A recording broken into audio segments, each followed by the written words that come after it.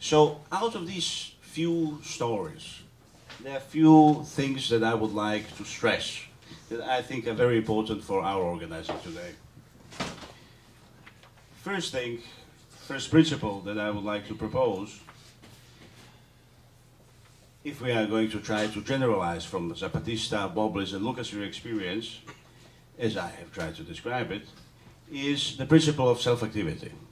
This means that in building a new movement, we should rely on our own self-activity expressed through organizations at the base that we ourselves create and control. Revolution is not and should be not understood as a process of some kind of apocalyptic change.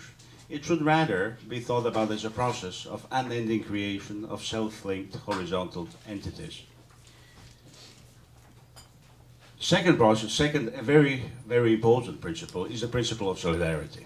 The principle of solidarity is it's extremely important. And there are many ways that we can think about solidarity. First of all, I believe that we need to create strong movements. But I don't think that movements are enough. I believe that we need to create strong organizations. I don't believe organizations are enough.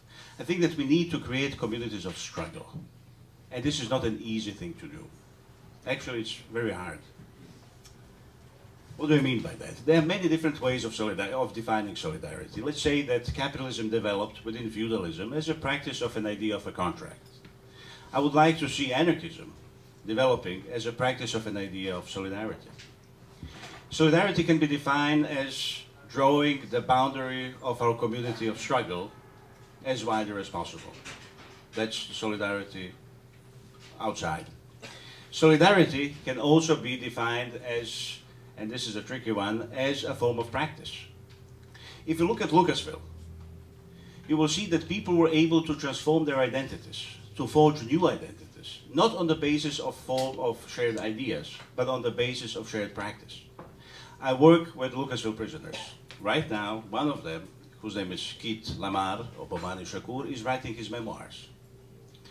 The other one, whose name is Jason Robb, is writing the introduction to these memoirs. Jason Robb is the president of the Aryan Brotherhood of the state of Ohio. These people are best friends. So, in action comes first. Organizational labels and everything else comes second. Experience of struggle is able to give another kind of understanding, another kind of language, another kind of action. And solidarity really is not, and I think this is crucial for our thinking about how to approach people, is not, and different struggles, is not about having shared or same or identical ideas. It is about sharing the same practice. It's about having mutual experience of struggle. Which brings me to the problem about solidarity, which is the problem with organizing. Namely, what is organizing?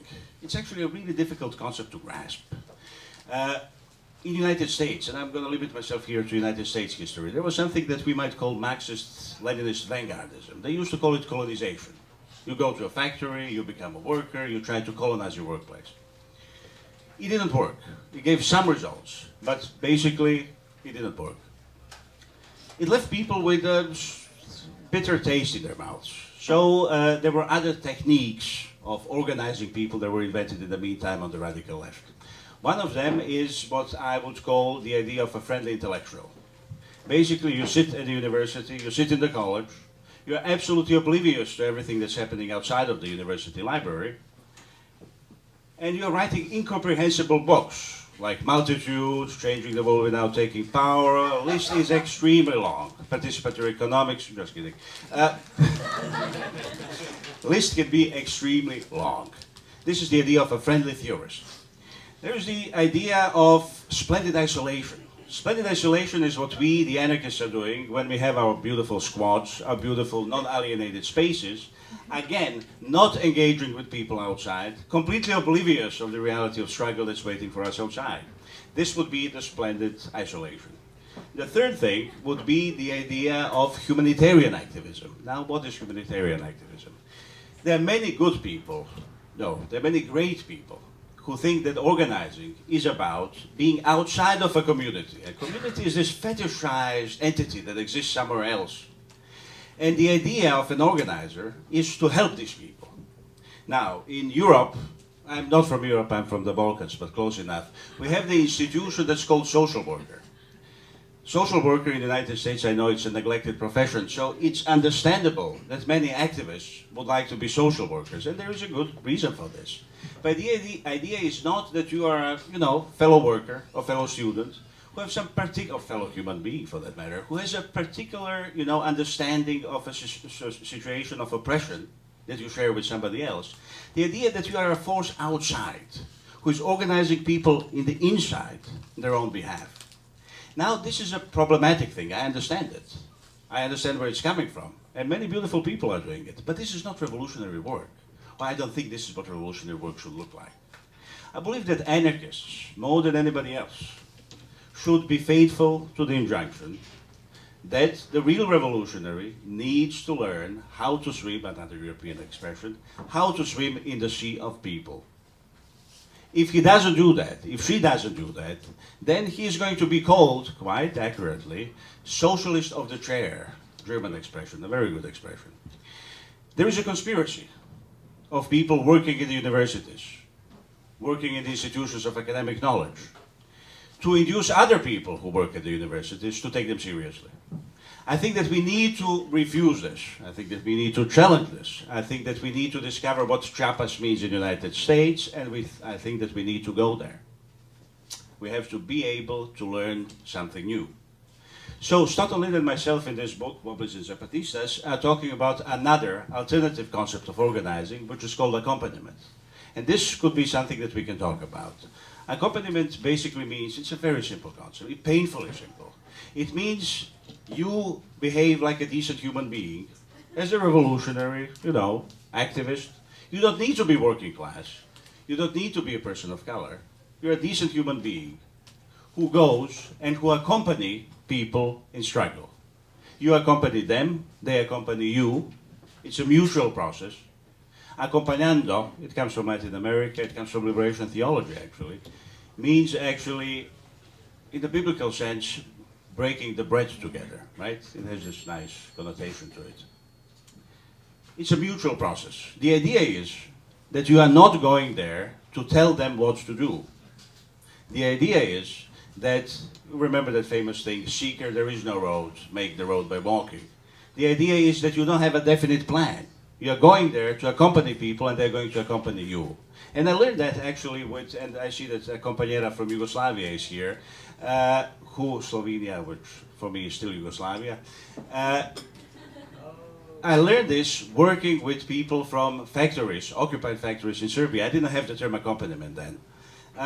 We were students, professors. We wanted to do something. We were anarchists. The people who were struggling at that time were people from occupied factories in Serbia. They still exist. There are 3 occupied factories in Serbia right now, Serbian part of Yugoslavia. And what we did was, we went there and we said, look guys, we have some knowledge of some stuff that you actually don't know. Like, we use internet. We know foreign languages. We have access to some information that are not available to you. So we would like to share this with you. We would like to start a relationship where we are going to learn from you and you're going to learn from us. And that's what we did for 7 years. Now, this has been really difficult. Serbia, after the wars, many wars that happened to Serbia, is a difficult place for organizing. People, working people, were sexist, were conservatives. They believed that killing Albanians is something that is good, sort of a sport. It wasn't an easy place to organize, but nevertheless we tried to do it. And I think we did it. After 7 years of these attempts, the workers decided to give us money to publish the Balkan edition of Z magazine. Workers being bombed by the United States, giving money to a group of students and professors from Belgrade to publish an American magazine. It's probably the best compliment that an organizer can have and can receive. And it's definitely the most beautiful political moment of my life. So this is accompaniment. Stotterlin has been practicing it for at least 40 years. And we can talk about Stotterlin if you wish afterwards.